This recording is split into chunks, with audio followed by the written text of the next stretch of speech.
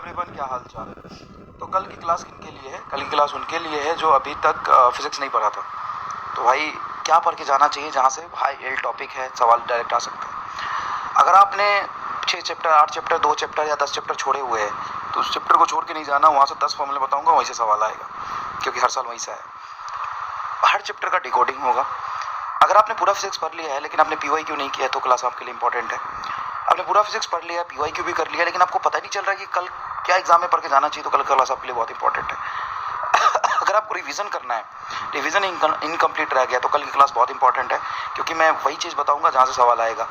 In short अगर मैं तुम्हें बताऊँ तो पूरे 20 साल के अगर कोई PYQ का रेज आता है तो ऐसे 35 क्वेश्चन आने की, 40 क्वेश्चन आने की प्रोबेबिलिटी है। हर साल 2-3 सवाल ही नए दिखते हैं, बाकी सब वो PYQ से घूम के आते हैं। तो बस सिर्फ हम PYQ नहीं कर रहे हैं, और ज़बरदस्त तरीके से हम चैप्टर को, टॉपिक में, फिर PYQ कौन से फॉर्मूले से। बहुत सारे बच्चों का मैसेज आ रहा है, डर लग रहा है, परेशान हो रहे हैं, घबराहट हो रही है, बेचैनी हो रही है।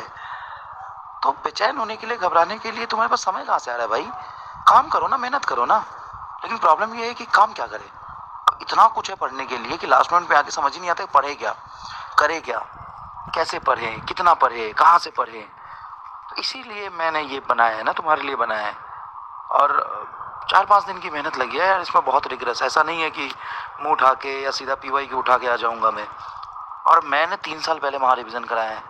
उस PPT को यकीन नहीं मानोगे, मैंने खोल के तक नहीं देखा है पर हुए PPT खोल के नहीं देखा है। कम से कम 200 पेज तो लिखे हैं अभी। तो यार इन्वॉल्व हो जाओ और अच्छे से पढ़ो। जो करा रहा हूँ वही कर लो बस। सोचने सोचते समय निकलता जा रहा है, सोचते सोचते बहुत कम टाइम में कराऊंगा, एकदम रिलेवेंट कराऊंगा, काम की बातें करूंगा, बहुत अंदर में जाकर डीप एक्सप्लेनेशन नहीं करूंगा, इतना समय नहीं है। लेकिन जितना बताऊंगा बहुत इंपॉर्टेंट होगा। लास्ट में जो PDF दूंगा उससे काम कर लो। अभी घबराने का, परेशान होने का, बेचैन होने का टाइम हमारे पास नहीं है। सिर्फ फोकस होकर पढ़ाई कर लो। 5-6 दिन की बात है। Thank you so much.